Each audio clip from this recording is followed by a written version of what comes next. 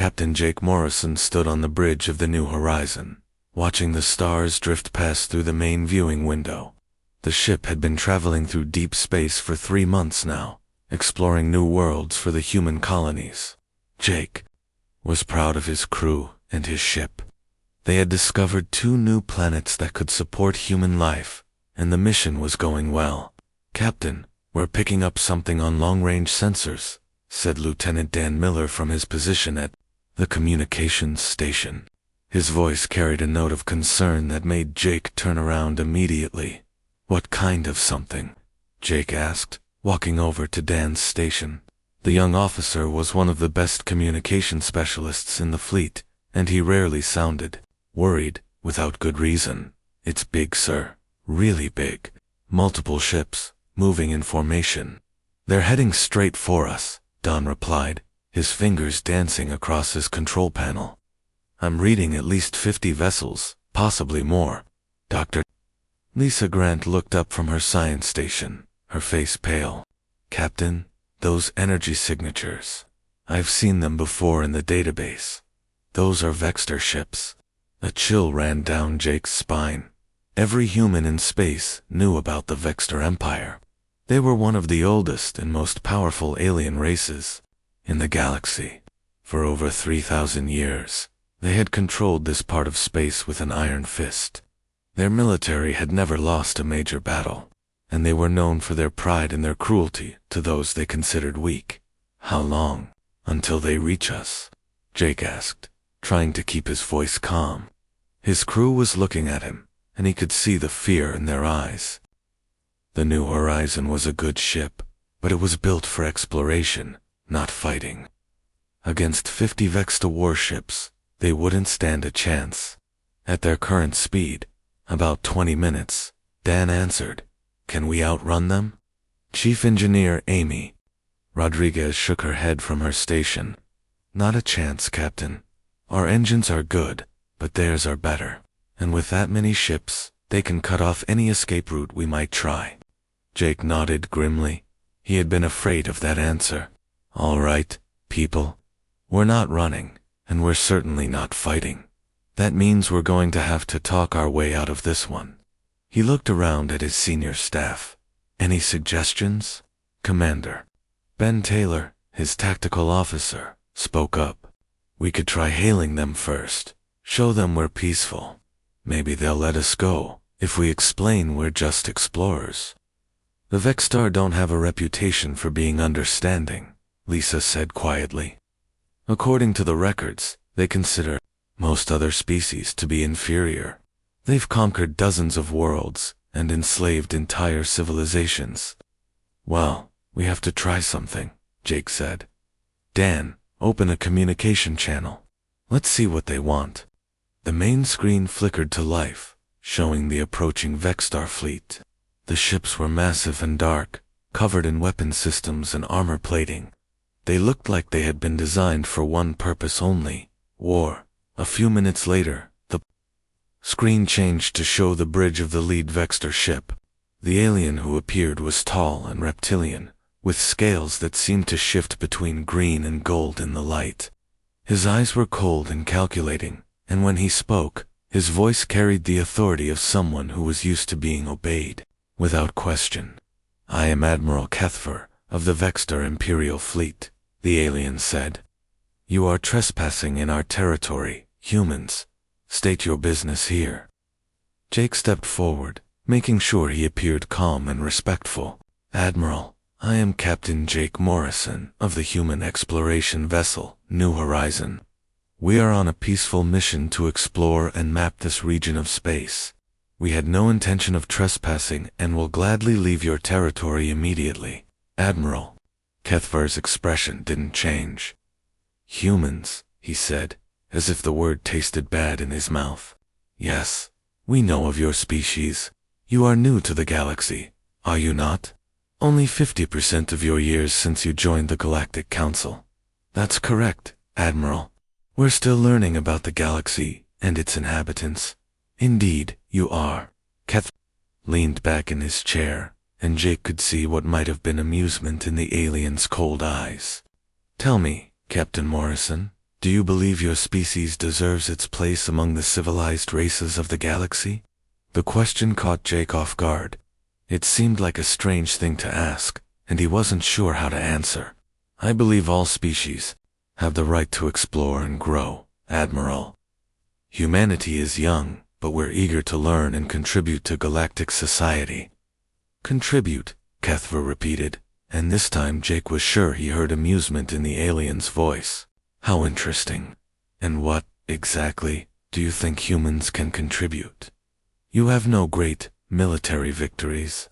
Your technology is primitive compared to ours. Your lifespan is short. Your body's weak. What possible value could you have? Jake felt anger rising in his chest, but he forced himself to remain calm. Getting angry wouldn't help his crew or his ship. Every species brings unique perspectives and abilities, Admiral. Diversity makes us all stronger. Diversity, Kethver said. And now he was definitely smiling, though it wasn't a pleasant expression on his reptilian features. How very, human of you to say. But perspective and diversity mean nothing without strength to back them up. Without power, they are just pretty words. The alien admiral paused, and Jake could see him considering something. When Kethver spoke, again, his voice had changed. It was more formal now, almost ceremonial. Captain Morrison, I offer you and your species a chance to prove your worth. The Vexstar Empire has a long tradition of testing new species to determine if they are worthy of their place in the galaxy. We challenge humanity to a series of contests. If you win, we will acknowledge your right to exist in our space and will speak for you before the Galactic Council. If you lose, he let the sentence hang in the air. And if we refuse, Jake asked, though he suspected he already knew the answer, then you will be considered cowards, unworthy of even the chance to prove yourselves. The Galactic Council will be informed of your cowardice, and humanity will be expelled from galactic society.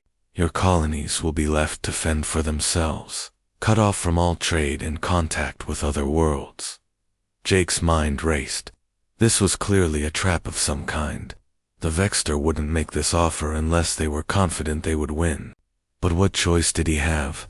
Refusing would doom humanity to isolation, and accepting might doom them to something worse.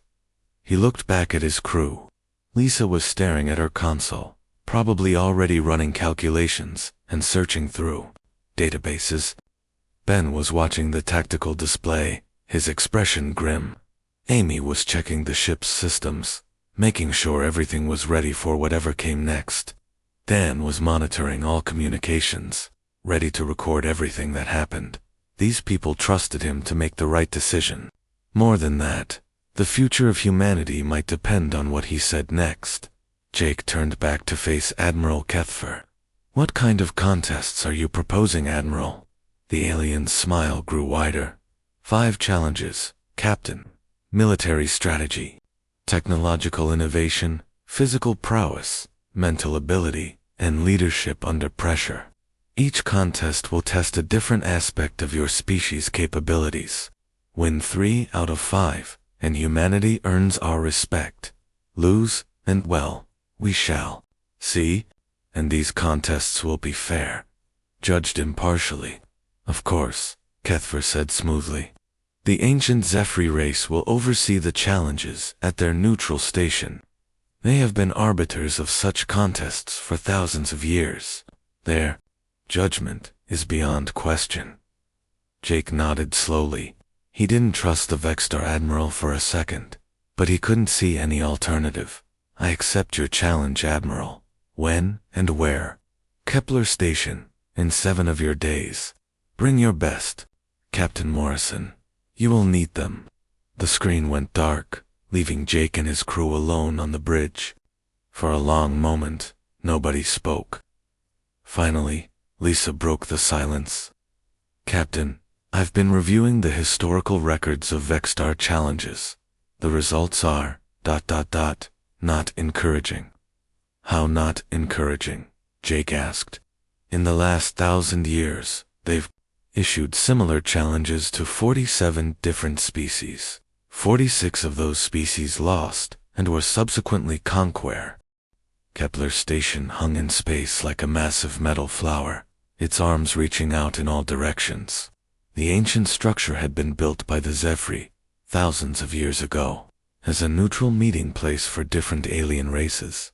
Today, it was packed with ships from across the galaxy, all come to watch what most expected would be humanity's final humiliation. Jake Morrison stood in the observation deck of the New Horizon, looking out at the gathered fleet. There were ships from dozens of different species, some friendly to humans, others openly hostile, and many simply curious to see what would happen. The largest ships belonged to the Vexstar, their dark holes bristling with weapons that could turn his exploration vessel into space dust in seconds.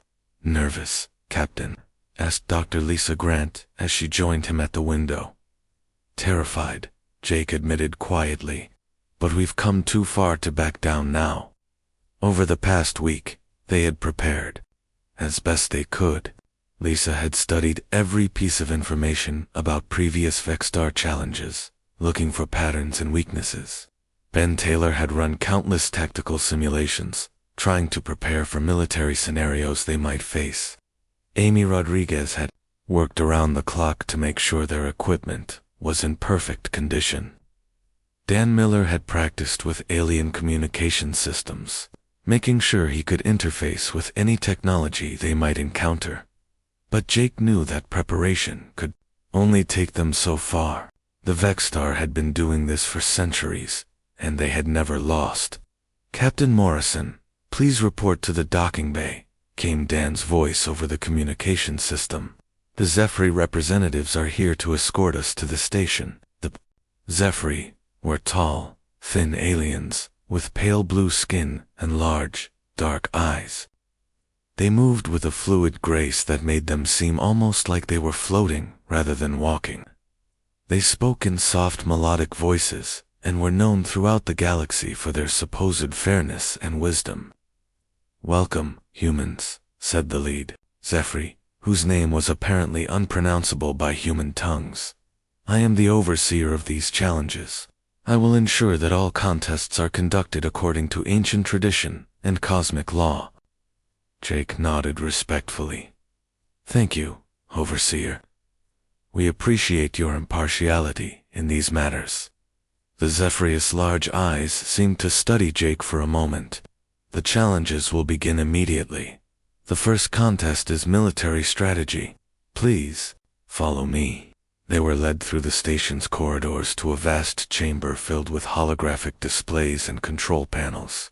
The room could hold hundreds of spectators, and Jake could see that it was already packed with representatives from alien species across the galaxy.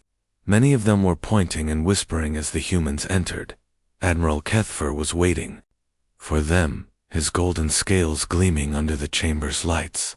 Beside him stood a massive Vexstar warrior who Jake assumed was their military strategist for this challenge. "Captain Morrison," Kethfer said with mock politeness, "I trust you are ready for your first lesson in galactic reality." "We're ready, Admiral," Jake replied, trying to project confidence he didn't feel. The Zephyr overseer gestured to the holographic display that dominated the center of the room. "The first challenge is military strategy. Each side will command a fleet in a simulated battle scenario. The situation is this: you must defend a mining colony from an attacking force that outnumbers you 3-1. You have limited resources and must make the best use of your ships and defenses." Jake looked at the display.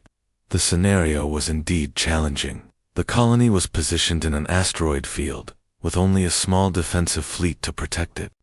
The attacking force was massive and well-armed. According to the simulation, this exact scenario had been used to test species for over 1,000 years. "Commander Taylor will handle our strategy," Jake announced. Ben stepped forward, studying the tactical display with intense concentration. The Vexstar strategist went first. Jake watched as the alien deployed his forces in a classic defensive formation, using the asteroids as cover and positioning his ships to create overlapping fields of fire. It was textbook military strategy, the kind taught in academies across the galaxy. The defense held for a long time, but eventually the overwhelming numbers of attackers broke through. The colony was destroyed, but the Vexstar had managed to inflict heavy casualties on the enemy. Acceptable, the Zephyr Overseer declared. The colony was lost, but the defense was conducted with honor and skill. The attacking force suffered 68% casualties. Now it was Ben's turn. Jake watched his tactical officers study the display, and he could almost see the wheels turning in Ben's mind. Human military thinking had always been different from the aliens they had encountered, where most species relied on honor, tradition, and established tactics. Humans had a tendency to think outside the box. Beginning human strategy simulation, the Overseer announced. Ben's approach was immediately different.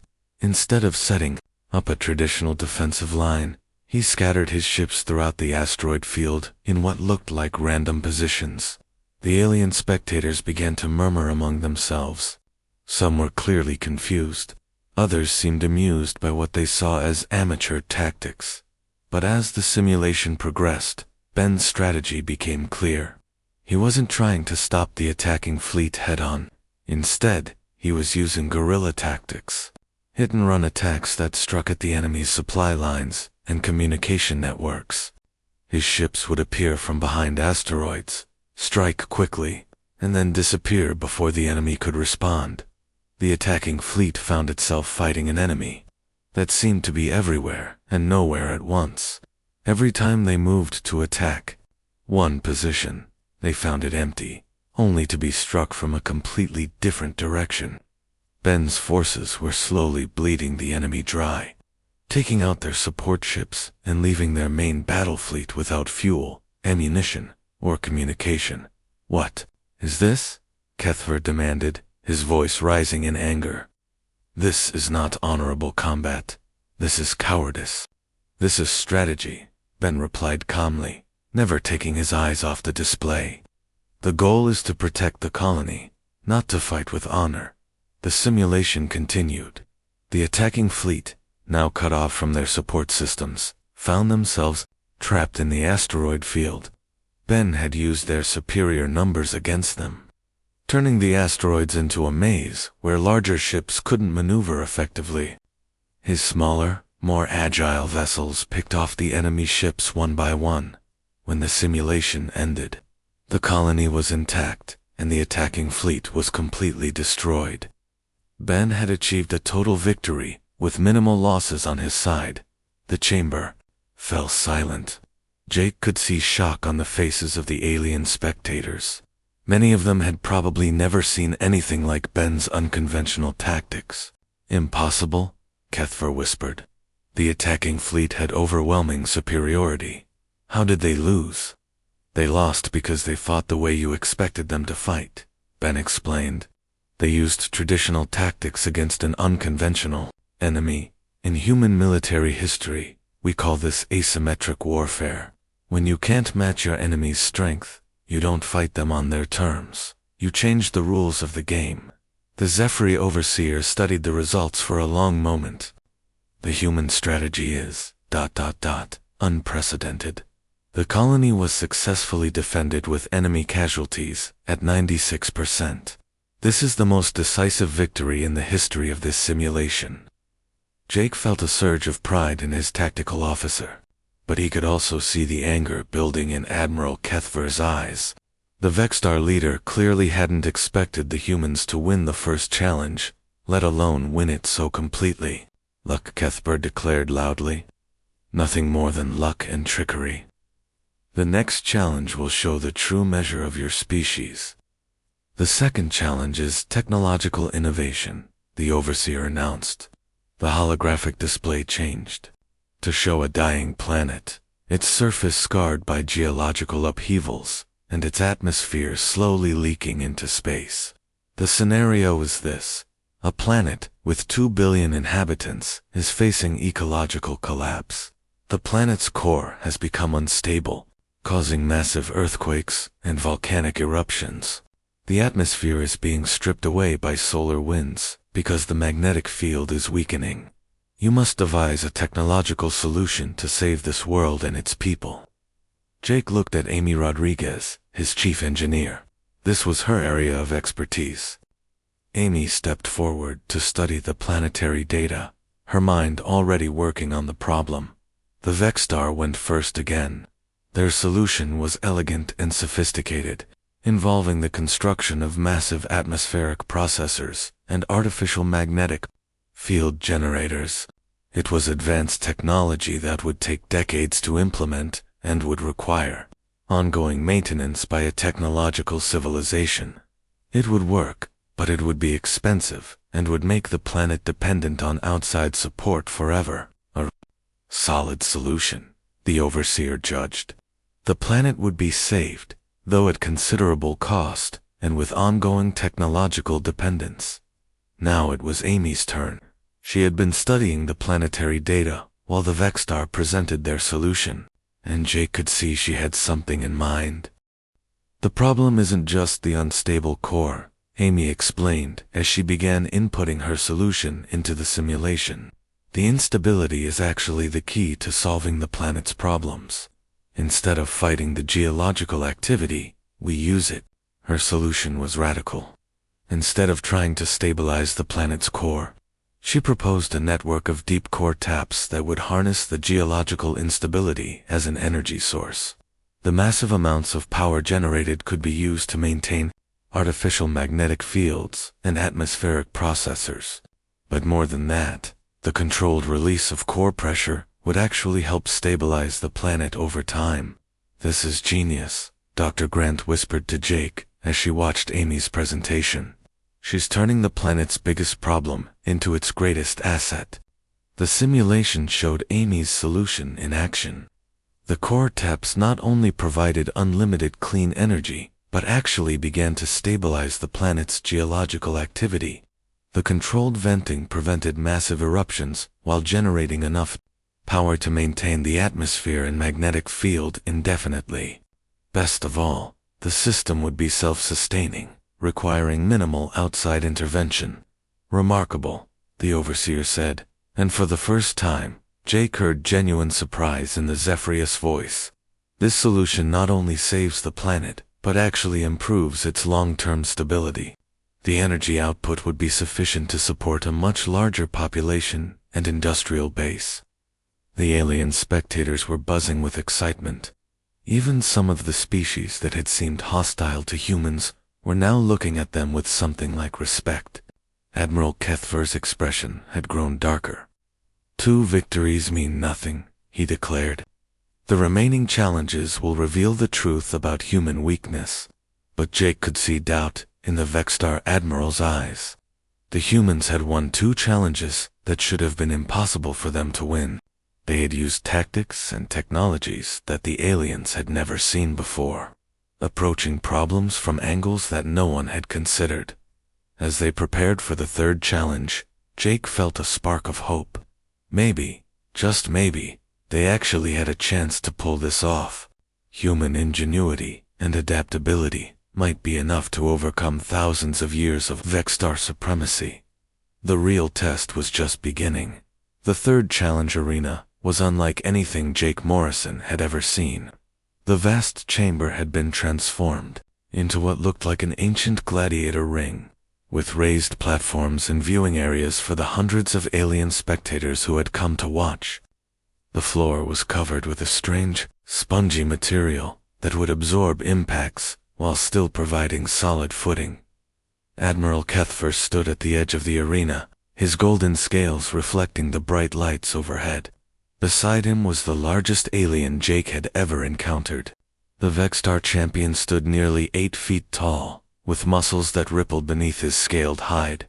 His name was Thoradai, and according to the information Dan had gathered, he had never lost a single combat in over 200 fights. The 3rd challenge is physical prowess, announced the Zephyr overseer in his melodic voice. Single combat between champions. The rules are simple. No weapons, no artificial enhancements, Combat continues until one fighter yields or cannot continue. Jake looked at his crew, trying to decide who should represent humanity in this challenge. Ben Taylor was strong and had military combat training, but he was also needed for strategic thinking in the remaining challenges. Amy Rodriguez was tough, but engineering was her strength, not fighting. Don Miller was quick and smart, but he was built more for thinking than fighting. "I'll do it," said a quiet voice from behind them. Jake turned to see Petty Officer Katie Stone stepping forward. Katie was small for a human, barely 5.5 feet tall, with a lean build that made her look almost delicate next to the massive aliens around them. "Katie, I appreciate the offer, but," Jake began. "Captain, with respect, I'm the right choice for this," Katie interrupted. "I've been studying martial arts since I was 6 years old. I've trained in 7 different fighting styles, including 3 that were developed specifically for fighting in low gravity and confined spaces. Size isn't everything in combat." Ben Taylor nodded his agreement. "She's right, Captain. Katie has won every hand-to-hand combat competition on the ship for the past 2 years. She's faster than anyone I know, and she thinks 3 moves ahead of her opponent." Jake looked at Katie's determined face and made his decision. "All right, Katie, you're our champion, but be careful. That thing could probably tear you in half." Katie smiled, and Jake was surprised to see confidence in her expression instead of fear. "That's what everyone thinks, Captain. That's also why I usually win." The arena fell silent as Katie walked out onto the fighting floor. She looked impossibly small compared to Thorakdai, who was flexing his massive arms and showing off for the crowd. The alien spectators were already laughing and making what Jake assumed were jokes about the tiny human who thought she could fight their champion.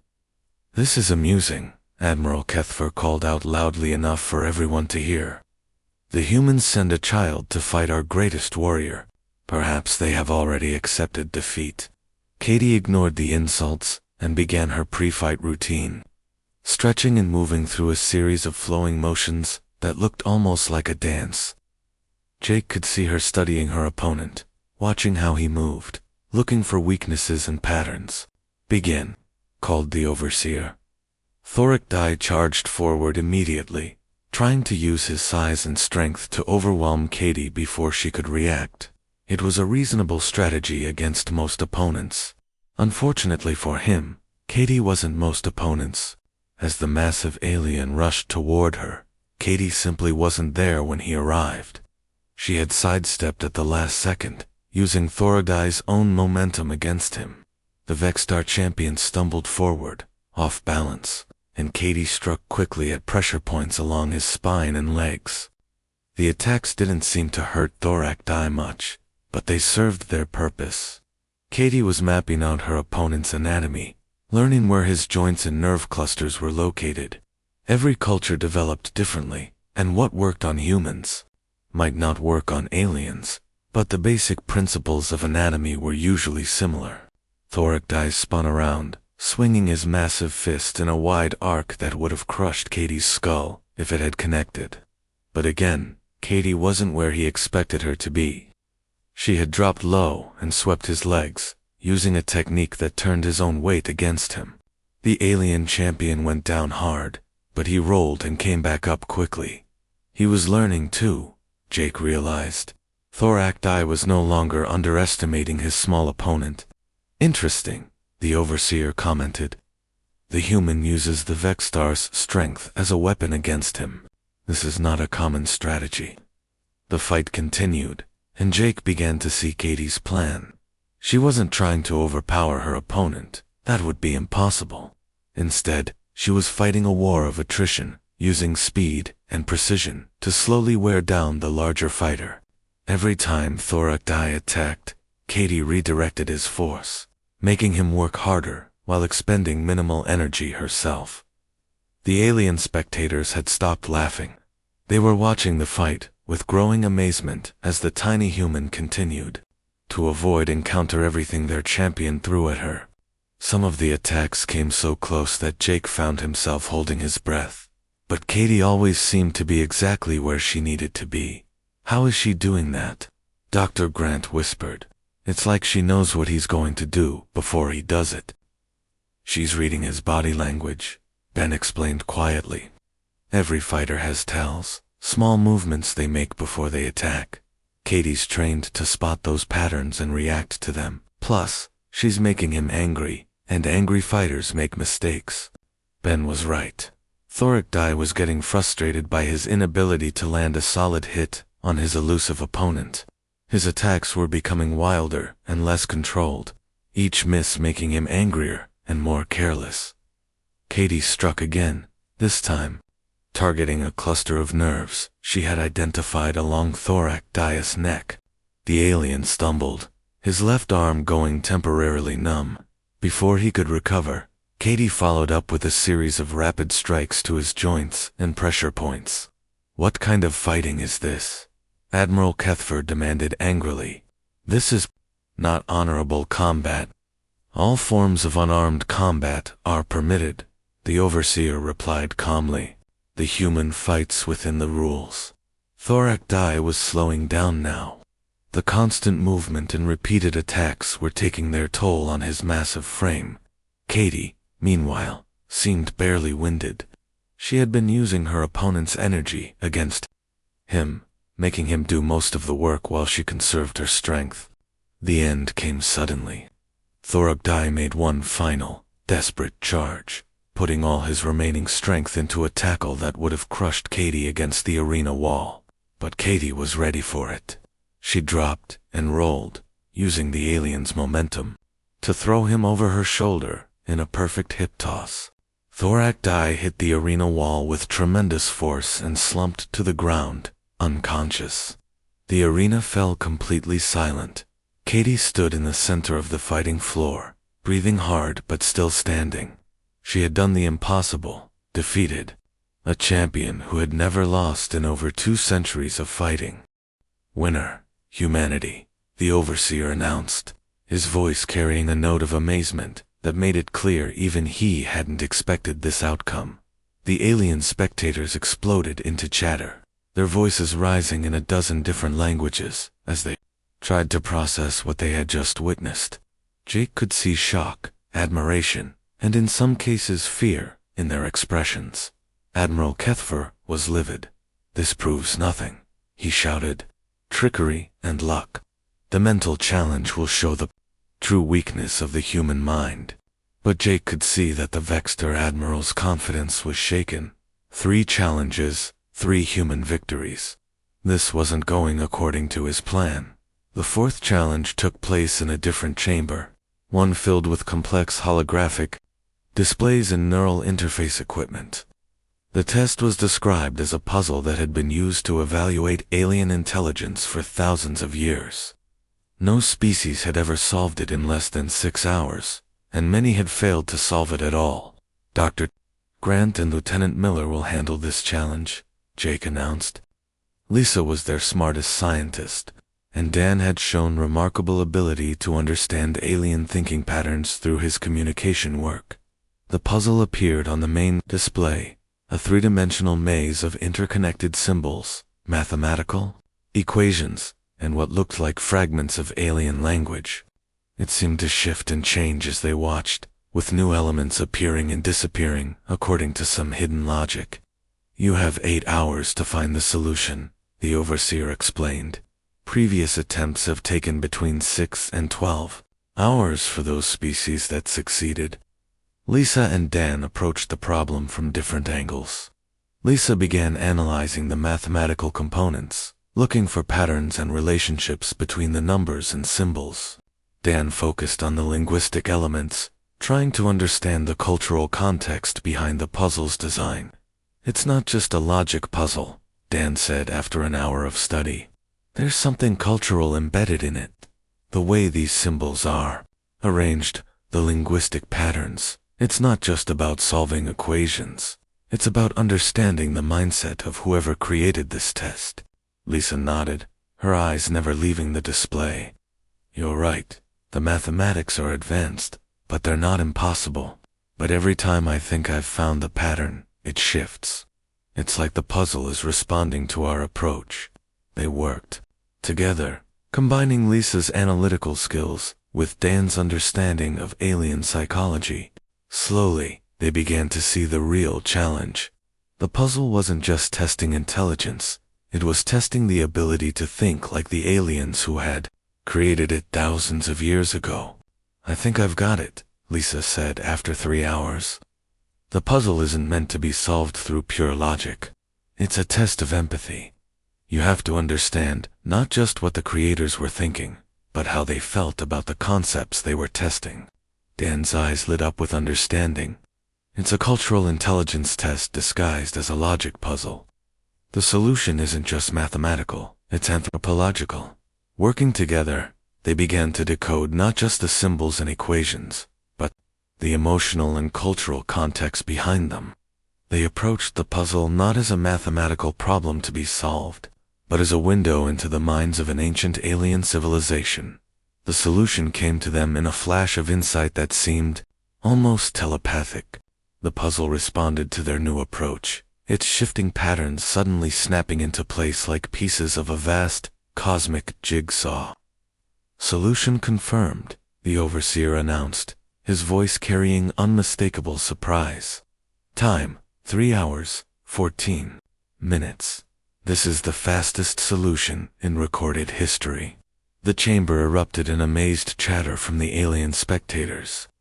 Jake felt a surge of pride in his crew. They had not only solved the puzzle, but had done it in record time by approaching it in a way no one had ever tried before. Admiral Kethfer was no longer bothering to hide his anger. "4 challenges mean nothing," he declared, his voice harsh with rage. "The final test will reveal the truth about human leadership. And when you fail, your species will pay the price for your arrogance." Jake looked at his crew and saw determination in their eyes. They had come this far by being uniquely human, by thinking differently, fighting differently, and approaching problems from angles no one expected. The final challenge would test everything they had learned about themselves and their place in the galaxy. Whatever came next, they would face it together. The final challenge chamber was the largest yet, filled with command stations and holographic displays that showed a complex space scenario. Jake Morrison studied the setup while trying to ignore the hundreds of alien spectators who had gathered to watch what many expected would be humanity's first defeat. Admiral Kethver stood nearby, his golden scales almost glowing with anticipation. After 4 shocking human victories, the Vexstar leader was desperate to salvage something from what should have been an easy demonstration of alien superiority. "The 5th and final challenge tests leadership under pressure," announced the ZEP overseer. "Each candidate will command a mixed crew through a crisis simulation. The scenario will begin with a simple problem, but will escalate rapidly, testing your ability to adapt, make decisions with incomplete information, and lead beings who may not think like you do." Jake nodded, trying to project confidence he didn't entirely feel. The previous challenges had tested specific skills, strategy, technology, combat, and intelligence. But leadership was different. Leadership was about understanding people, inspiring them, and making the right choices when everything was falling apart. "The crews will consist of volunteers from the various species present," the overseer continued. "Each leader will have the same mix: 2 Vexstar warriors, 1 Zephyr scientist, 1 Korthok engineer, and 1 human. You will not know these individuals beforehand, and they have been instructed to behave according to their species' normal cultural patterns." Jake felt his stomach tighten. Leading humans was one thing, but leading aliens whose cultures and motivations he barely understood was something entirely different. The Vexstar valued strength and hierarchy. The Zephyr prized logic and careful consideration. The Korthak were known for their stubbornness and pride in their technical skills. Admiral Kethver went first. Jake watched as the alien leader was introduced to his mixed crew. The Vexstar Admiral immediately established a rigid command structure, placing the 2 Vexstar warriors in positions of authority and relegating the other species to subordinate roles. It was a traditional approach that most alien civilizations would recognize and respect. The simulation began with what seemed like a simple scenario. A cargo ship had suffered engine failure near a dangerous asteroid field. Kethver's crew was tasked with organizing a rescue mission while avoiding the asteroids and dealing with limited resources. Kethver approached the problem methodically, issuing orders in a clear chain of command. The Vexter warriors carried out his instructions without question, while the other crew members provided information and technical support as directed.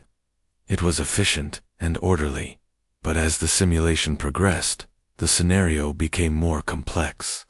The damaged ship was carrying refugees who were running out of life support. Pirates appeared at the edge of the system. A solar storm began interfering with communications. Each new crisis required faster decisions and more creative solutions. Jake watched as Kethver's rigid command structure began to show cracks under pressure. The Admiral was trying to micromanage every decision, bottlenecking information flow through his position. When the Zephyri scientists suggested a solution that contradicted traditional Vextar tactics, Kethver dismissed it without consideration. When the Korthok engineer warned about technical limitations, the Admiral ordered him to find a way around them rather than adapting the plan. The simulation ended with partial success. The refugees were rescued, but at a high cost in resources and crew casualties. Several opportunities for better solutions had been missed because information couldn't flow freely through the rigid hierarchy. Adequate performance, the Overseer judged.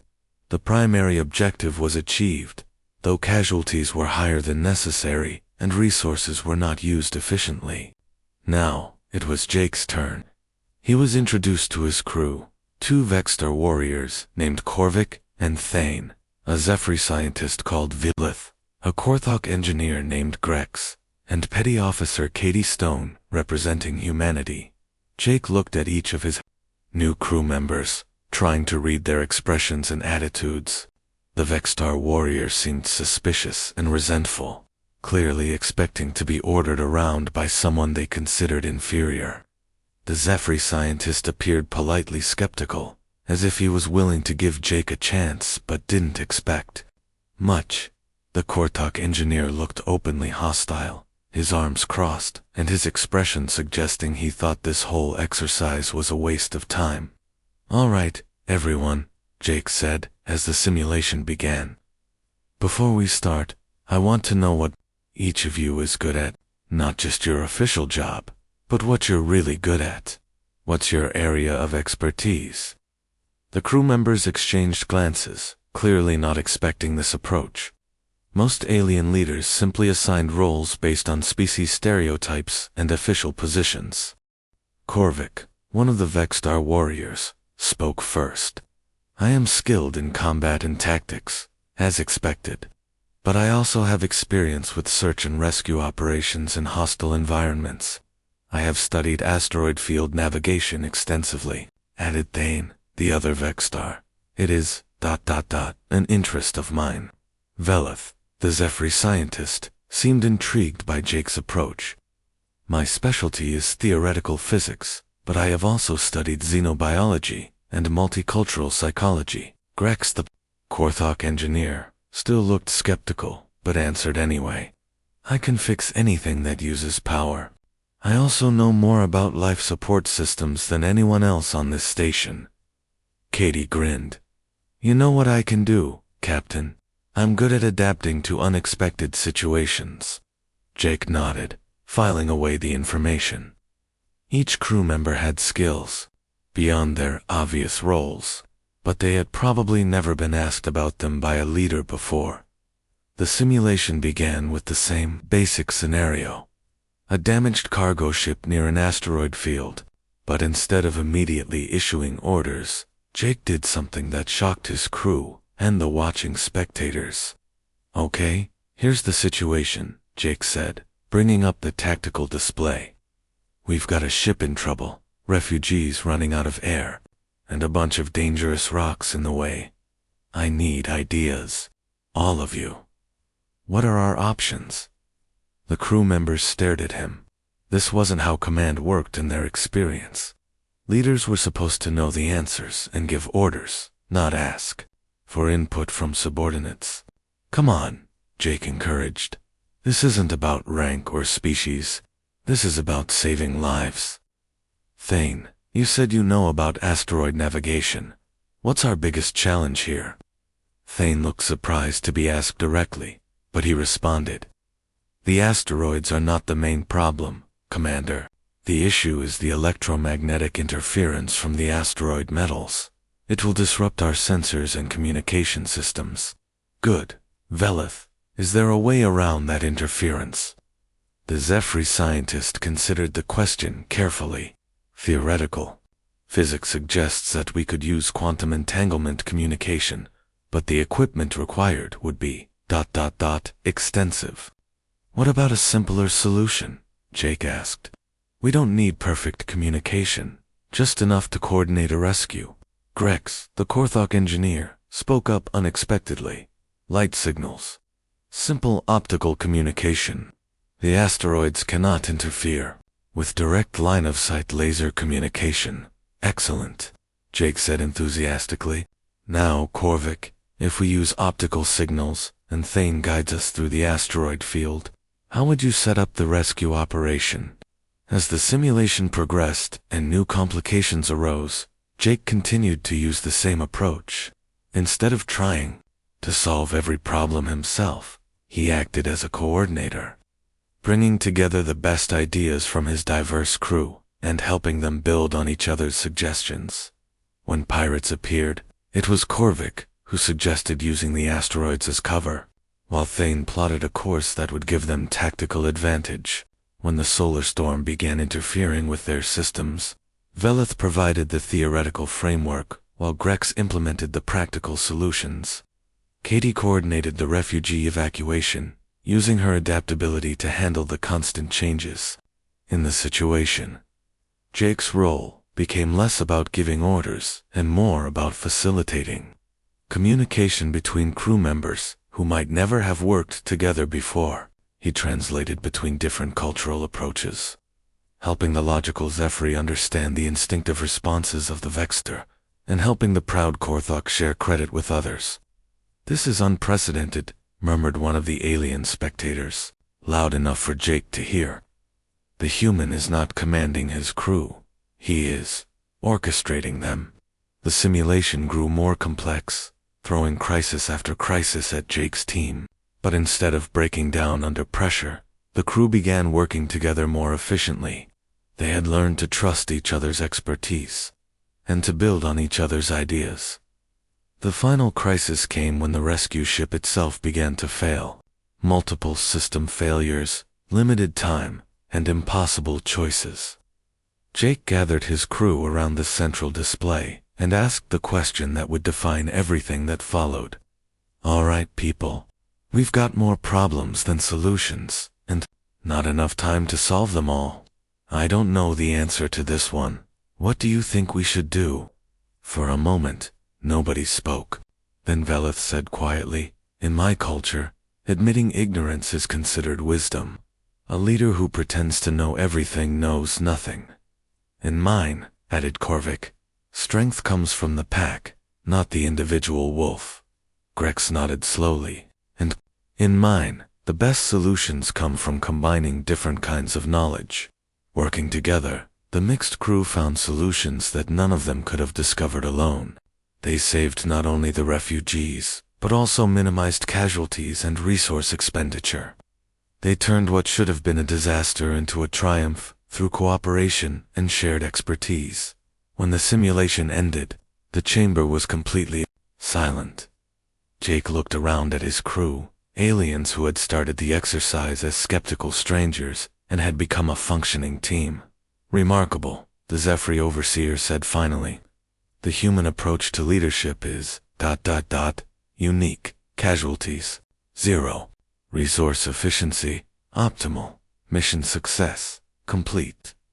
Admiral Kethver's face was dark with rage. This proves nothing, he shouted.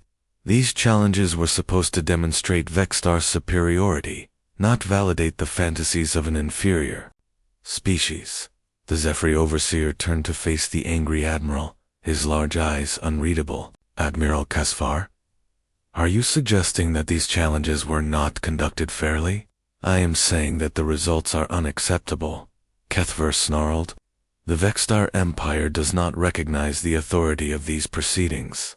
A murmur went through the assembled aliens. Jake realized that something important was happening here, something beyond just the challenges themselves. Admiral, Jake said quietly, the challenges were your idea. You set the rules and chose the judges. Are you now saying that Vexstar honor means nothing when the results don't go your way? Kethver spun to face Jake, his eyes blazing with fury. You dare question Vexstar honor? You pathetic, short-lived creatures think you can challenge an empire that has ruled this galaxy for 3,000 years. We didn't challenge your empire, Jake replied calmly. You challenged us. And now that we've met your challenges fairly and won, you want to change the rules. The alien admiral seemed to grow larger with rage. The Vexstar Empire takes what it wants. These challenges were merely a formality before we claim your territory and your resources. Did you really think we would allow the results of games 2 determine the fate of Galactic Dominion? The chamber erupted in shocked voices from the alien spectators. Jake felt a chill run down his spine, but he also felt something else: vindication. The mask had finally come off, and everyone could see the Vexstar Empire for what it really was. So you admit it, Jake said, loud enough for everyone to hear. The challenges were never meant to be fair. They were just an excuse to justify conquest. Keth realized his mistake too late. In his rage, he had revealed the truth that many had suspected, but none had dared to voice. The Vexstar challenges were a sham, designed to provide legal cover for empire building and oppression. The revelations would change everything. But Jake knew this was far from over. Admiral Kethver would not accept defeat gracefully, and the Vexstar Empire would not give up its ambitions without a fight. The chamber on Kepler Station had erupted into chaos. Alien representatives from dozens of species were shouting at each other in their native languages, while others huddled in groups, whispering urgently about what Admiral Kethver had just revealed. The carefully maintained order of the galactic community was cracking apart. Jake Morrison stood in the center of it all, watching as 3,000 years of Vexstar deception began to unravel. Around him, his crew maintained their calm, but he could see the tension in their faces. They had won the challenges, but the real battle was just beginning. Silence. The Zephyr Overseer's melodic voice somehow cut through the noise, bringing an uneasy quiet to the chamber. Admiral Kisfar, your words suggest that these challenges were conducted under false pretenses. Do you wish to clarify your statement? Kethver realized he had made a terrible mistake. His golden scales had lost their luster, and his eyes darted around the room, seeing the accusing stares of representatives from species across the galaxy. Many of these aliens were probably remembering their own failed challenges and wondering if they too had been victims of Vexstar deception. My words were spoken in anger, Kethver said, trying to recover. The Vexstar Empire has always conducted these challenges with complete honor and integrity. Really, said a new voice from the crowd. A tall, blue-skinned alien stepped forward, his crystalline features reflecting the chamber's lights. Then perhaps you can explain why the Crystal Dominion failed our challenges 800 years ago, despite achieving scores that should have been successful. Other voices joined in. Representatives from species that had been conquered or expelled began sharing their own stories of suspicious challenge results and convenient failures. The pattern was becoming clear to everyone in the chamber. Jake saw his opportunity. Captain Morrison, to Dr. Grant, he said into his communicator. Can you access the historical database from our ship? Already on it, Captain, Lisa's voice came back immediately. I've been analyzing the challenge records for the past week. The pattern is unmistakable. Put it on the main display. The holographic screen in the center of the chamber flickered to life, showing a complex chart of challenge results over the past 1,000 years. The data was damning. Species that should have passed the challenges based on their scores had been marked as failures. Technical specifications had been mysteriously changed after tests were completed. Judging criteria had been altered retroactively to ensure specific outcomes. As you can see, Jake announced to the chamber, the Vexter Empire has been manipulating challenge results for centuries. They created an elaborate system to provide legal justification for conquest and oppression. The alien representatives stared at the data in shocked silence. The evidence was overwhelming and undeniable. The Vextar had built their empire not through legitimate superiority, but through deception and fraud. "This is intolerable," shouted a delegate from the Andromedan Federation. "How many civilizations have been destroyed based on these lies? How many species have been enslaved?" demanded another voice. Admiral Kethfer's composure finally cracked completely. "You think this changes anything?" he snarled. "The Vextar Empire controls this sector of space through strength, not through your pathetic legal documents. We take what we want because we have the power to take it." "And there it is," Jake said quietly. "The real face of the Vextar Empire. Not honor, not superiority, just brute force and intimidation." But Kethfer wasn't finished. The alien admiral seemed to grow larger as his rage consumed him. "You want to see Vextar strength? Fine. I challenge you, Captain Morrison, to single combat. When I crush you, your species will learn the price of defying us." A hush fell over the chamber. This wasn't part of the formal challenges anymore. This was a personal duel between leaders, with potentially massive consequences. Jake looked at his crew. Ben Taylor was already calculating tactical options. Katie Stone looked ready to volunteer to fight in his place. Amy, Rodriguez, and Dan Miller were checking their equipment, preparing for whatever might come next. Dr. Grant was still analyzing data, looking for any advantage she could find. "I accept your challenge, Admiral," Jake said finally. "But I propose different terms." "You are hardly in a position to negotiate terms?" Kethfer spat. "Actually, I think I am," Jake replied calmly. "You've just revealed that your empire is built on fraud and deception. Your credibility with the galactic community is finished. But you still have power, and power without legitimacy is just tyranny. So here's what I propose." Jake walked to the center of the chamber, making sure everyone could hear him clearly. "Instead of a fight to the death, we compete in a test of true leadership. You and I will each be given a failing colony to manage. After 1 year, the Galactic Council will judge which leader actually improved the lives of their people.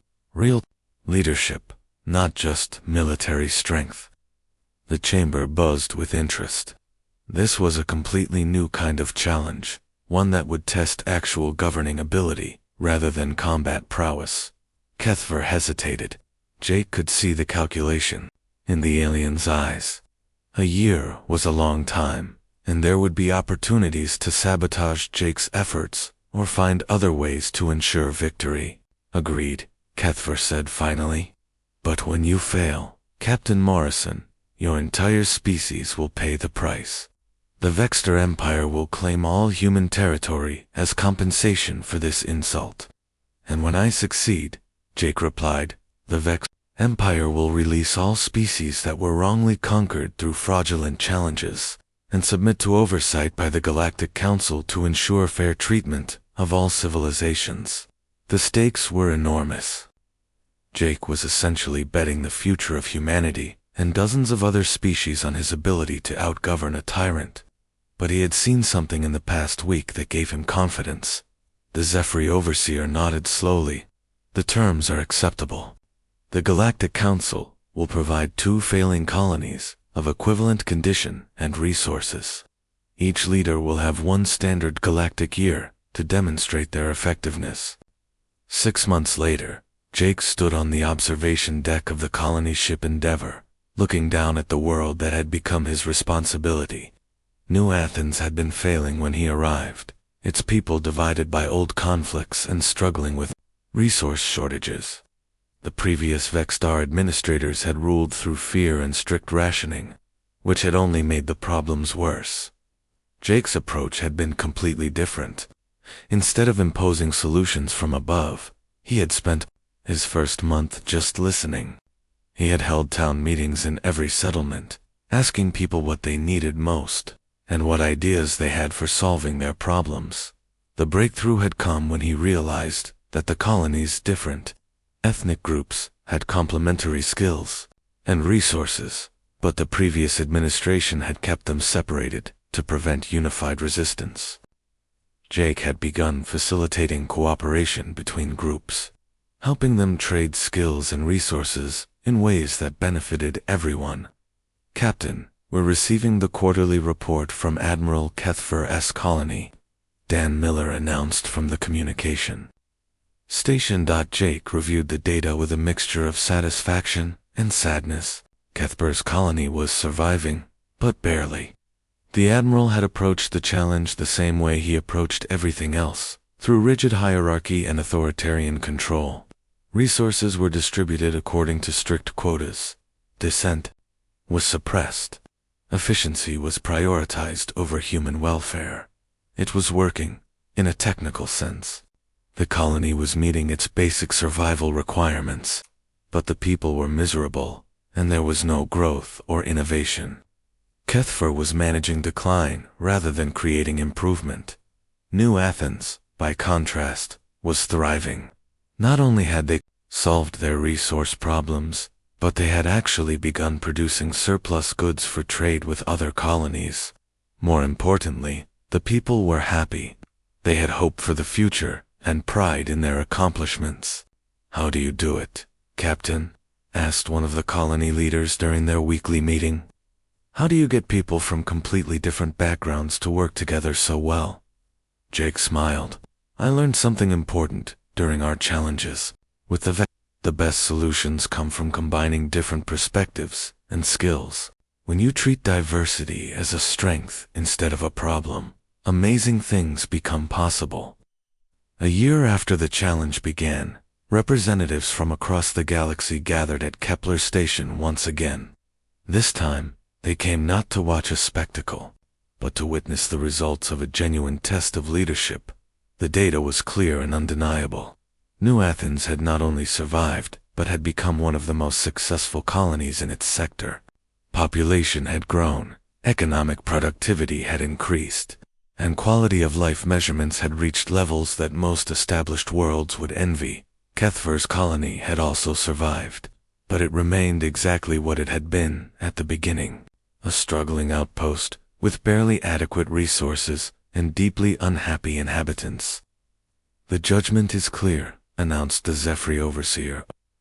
"Captain Morrison has demonstrated superior leadership through cooperation, innovation, and respect for the dignity of all beings. Admiral Kethfer has achieved basic survival through traditional authoritarian methods." Jake looked across the chamber at Admiral Kethfer. The alien leader's golden scales had grown dull over the past year, and his eyes held a weariness that spoke of someone who had finally understood the limitations of ruling through fear. "Admiral," Jake said quietly, "it's not too late.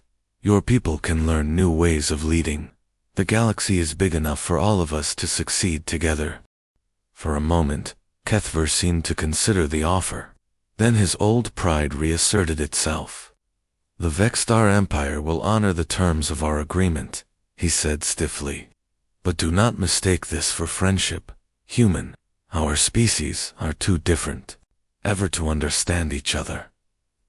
Jake nodded sadly. Some minds were too rigid to change, even when faced with overwhelming evidence. But the younger Vexstar, the ones who had watched the challenges and seen the results, might be different. The transformation of the galaxy didn't happen overnight, but it began that day on Kepler Station. Species that had been wrongly conquered were given their freedom and assistance in rebuilding their civilizations. The challenge system was reformed, with multiple independent judges and transparent procedures. The Vextor Empire, reduced in size but freed from the burden of maintaining illegitimate conquests, slowly began to explore new ways of relating to their neighbors. Jake Morrison returned to his exploration duties, but with a new mission. The New Horizon and ships like it began seeking out civilizations that had been overlooked or oppressed, offering them partnership in the growing galactic community based on cooperation rather than domination. 5 years later, Jake stood once again on the bridge of the New Horizon, but this time he wasn't alone. His crew now included beings from a dozen different species, all working together toward common goals. The ship itself had been upgraded with technologies contributed by their various allies, making it faster, more capable, and more comfortable for its diverse crew. "Captain, we're receiving a message from the Vextar colony ship Redemption," Dan Miller announced. "It's Admiral Kethfer." Jake was surprised. He hadn't heard from the former admiral since their confrontation years earlier. "Put him through." Keth appeared on the main screen, but he looked different. His scales had regained some of their luster, and his eyes held something Jake had never seen there before: humility. "Captain Morrison," Kethfer said formally, "I am contacting you to request ... assistance. My colony ship is carrying refugees from a natural disaster in the Vega system. We have provided emergency aid, but we lack the expertise to help them rebuild their civilization." Jake smiled. "Of course, Admiral. We'll be happy to help. What do you need?" "Everything," Cap admitted. "We know how to conquer and control, but we never learned how to truly help. Perhaps it is time we learned new ways." As the New Horizon changed course toward the Vega system, Jake reflected on how much the galaxy had changed. It wasn't perfect. There were still conflicts and challenges ahead. But for the first time in thousands of years, there was hope that different species could work together as equals rather than rulers and subjects. The final entry in Jake's log that day read, "We challenged the Vextar to prove humanity's worth. But in the end, we discovered something more important. We learned that true strength doesn't come from dominating others, but from lifting them up. Today, we're not just explorers anymore. We're teachers, partners, and friends to civilizations across the galaxy, and that might be humanity's greatest contribution to the stars, showing others that cooperation is stronger than conquest, and that diversity is the foundation of true greatness." The stars ahead held infinite possibilities, and for the first time, humanity and their new allies were ready to explore them together.